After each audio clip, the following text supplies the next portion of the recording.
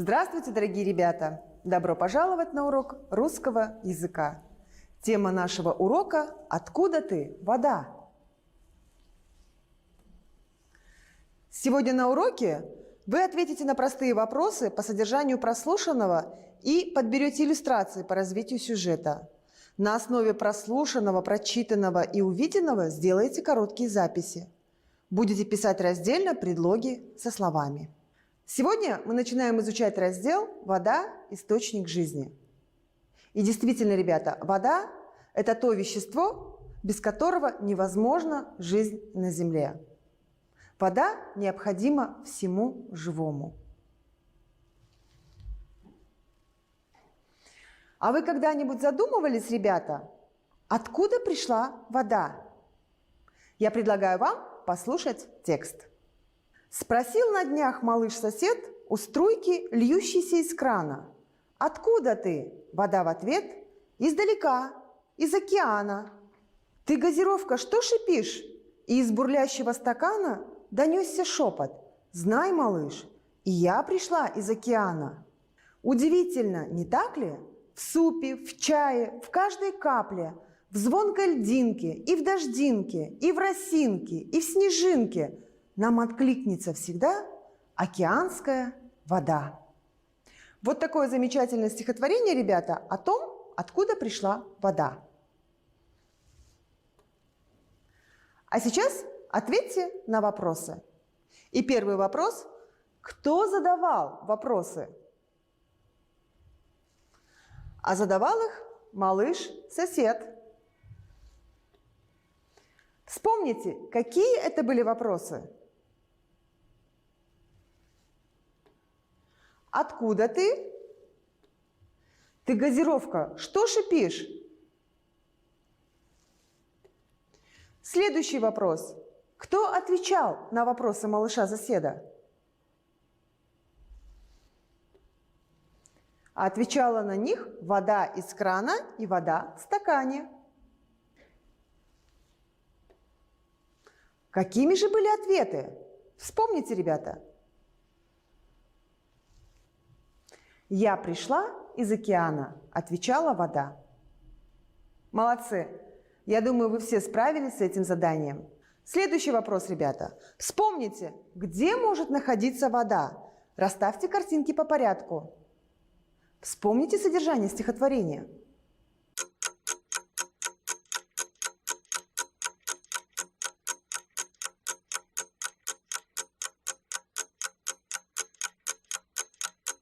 Проверьте себя, ребята. Во всех этих сочетаниях – в супе, в чае, в капле, в льдинке, в дождинке, в росинке, в снежинке – мы использовали предлог «в». Какое значение у этого предлога?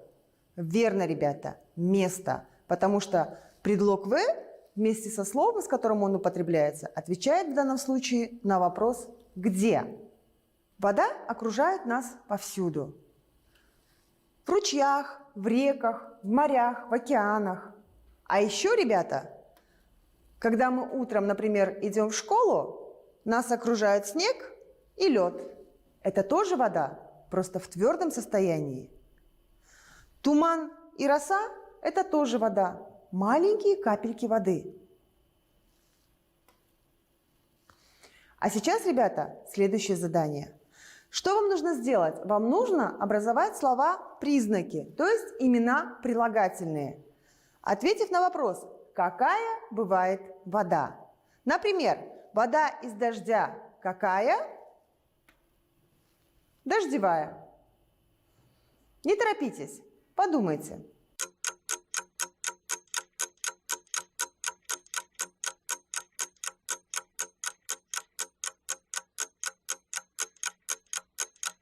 Проверьте себя, ребята. Вода из дождя – дождевая.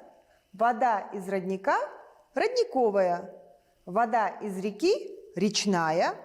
Вода из моря – морская. Вода из океана – океанская. Справились?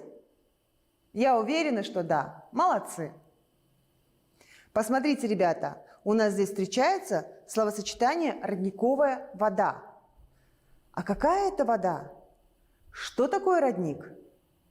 На эти вопросы мы с вами сможем ответить, прочитав текст. Многие озера и реки получаются из небольших ручейков, которые вытекают из родников. Наш народ любит и бережет родники. Он обкладывает их камнями, ограждает, делает над ними навесы. Например, вот такие. А сейчас задание. Выберите нужные слова и запишите, ребята. Вам нужно ответить на вопрос, как люди говорят о чистой воде из родника. Какие слова-признаки, имена прилагательные они при этом употребляют? Подумайте.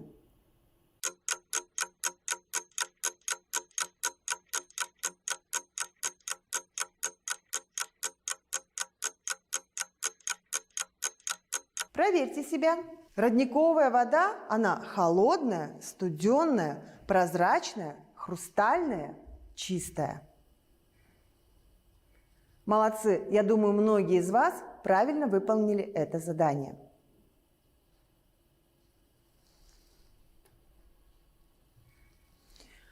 А сейчас вернемся к тексту.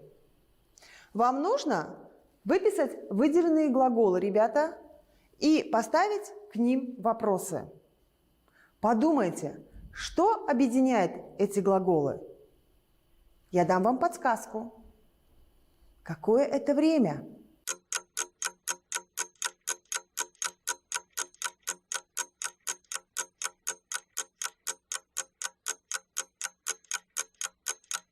Проверьте себя, ребята. Любит, бережет, обкладывает, ограждает, делает. Все эти глаголы отвечают на вопрос «что делает?».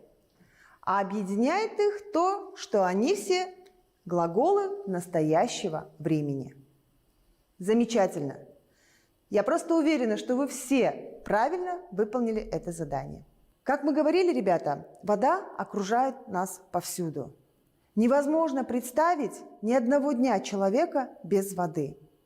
Сейчас я предлагаю вам составить предложение со словом «вода». При этом вы должны использовать местоимение «мне», «я», «он», «мы». Не торопитесь, будьте внимательны.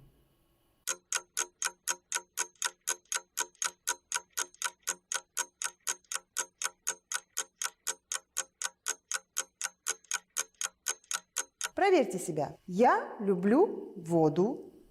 Он пьет чистую воду. Мне нравится пресная вода. Мы бережем воду. Ну что ж, я думаю, и с этим заданием вы все справились. Молодцы! Природу в целом нужно беречь, конечно же. А к воде нужно особое, бережное, трепетное отношение. Без воды погибнут растения, животные, рыбы, птицы, насекомые. И, конечно же, без воды не выживет человек. Сейчас я предлагаю вам выбрать из предложенных пословиц те, в которых говорится о бережном отношении к воде.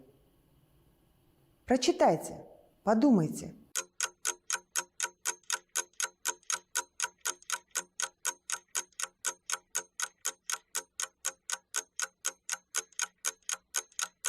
Проверьте себя. Вода – мать, а без матери не проживешь. Следующая пословица. Мы не ценим воду до тех пор, пока не высохнет колодец. А еще и мутную воду пьют в невзгоду. Скажите, ребята, как вы понимаете эту последнюю пословицу? Действительно, когда человеку не из чего выбирать, тогда мы вынуждены пить и такую мутную воду. Поэтому давайте беречь воду, чтобы она была чистой и прозрачной. Сегодня на уроке, ребята, мы отвечали на простые вопросы по содержанию прослушанного. На основе прослушанного, прочитанного, увиденного делали короткие записи. Писали раздельно предлоги со словами. А на сегодня наш урок подошел к концу. До свидания.